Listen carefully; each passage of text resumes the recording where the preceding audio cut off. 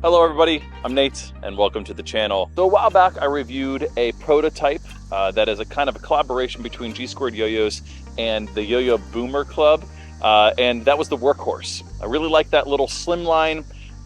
It's a modern responsive yo-yo.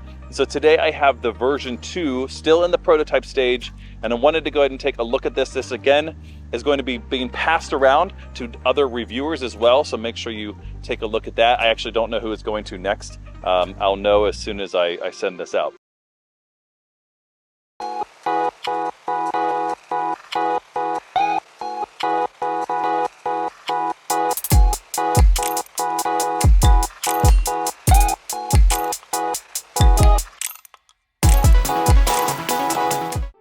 So yeah, if you don't know anything about the Yoyo Boomer Club, it's really great. I actually just purchased 2 of their koozies, and Higby did the art for those. Really cool. So definitely check out their stuff. They have some other swag like shirts and stickers and all kinds of stuff. In fact, they have some swag that's related to this. And if you look really closely on the engravings on here, and I'll see if I can get a nice close look, it says Workhorse on it, and it has a little station wagon, which is kind of the logo. So again, this is version 2. One of the things I commented on the version 1 that I enjoyed the yo-yo overall.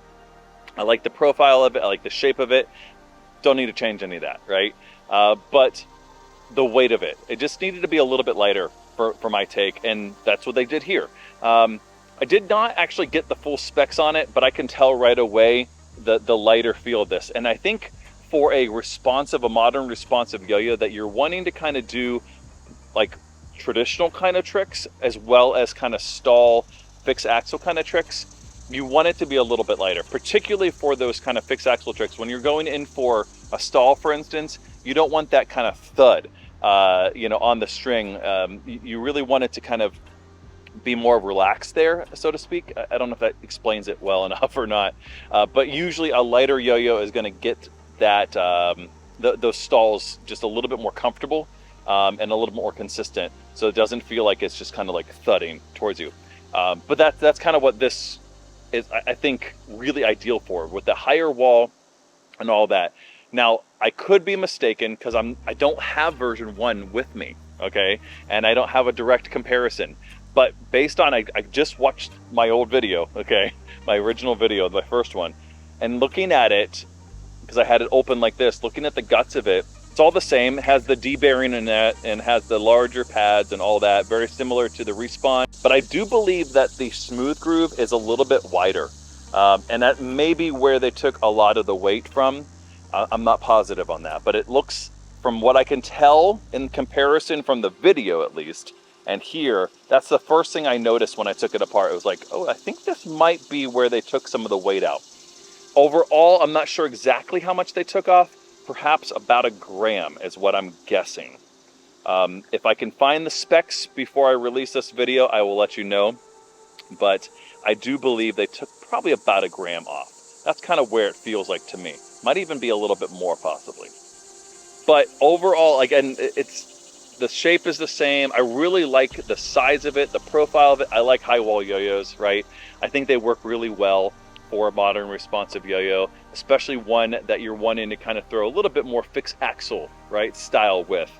This would also be a really good candidate for a like modern responsive 5A kind of yo-yo as well. I think this would work really well for that. Let's go ahead and throw it around a little bit and I'll give you some of my thoughts of how it actually plays, how it might play a little bit different from what I can base on my memory, and then we'll go from there, okay? The response is perfect, first off, right? It's got that D-bearing. I love that D-bearing. It's really well lubed up as well. And the shields have been taken off as well, so if you do want to add a little bit more in there, it would be easy enough to do. It is a flat bearing as well, so it's going to respond really well. Those pads are really nice and wide. These pads are not broken in either, really. I've had it for about a week or so, but I am the first one to actually review this.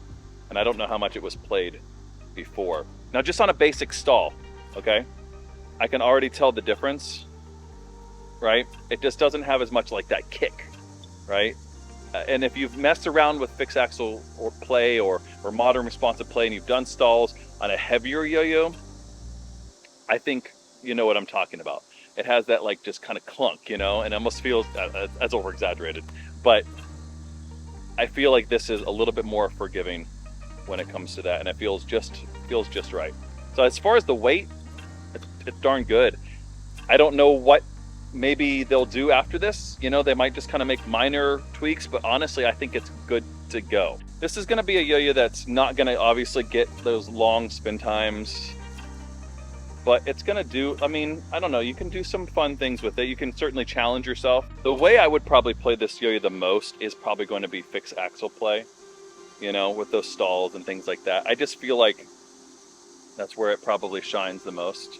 That was horrible.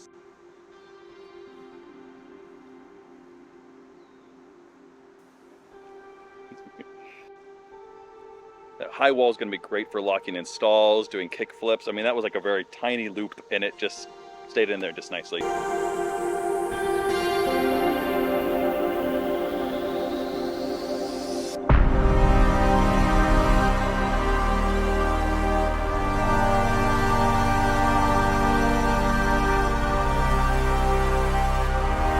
All right, that's going to do it for my second look at the version 2 now of the Workhorse by Squared YoYos and the Yoyo Boomers Club.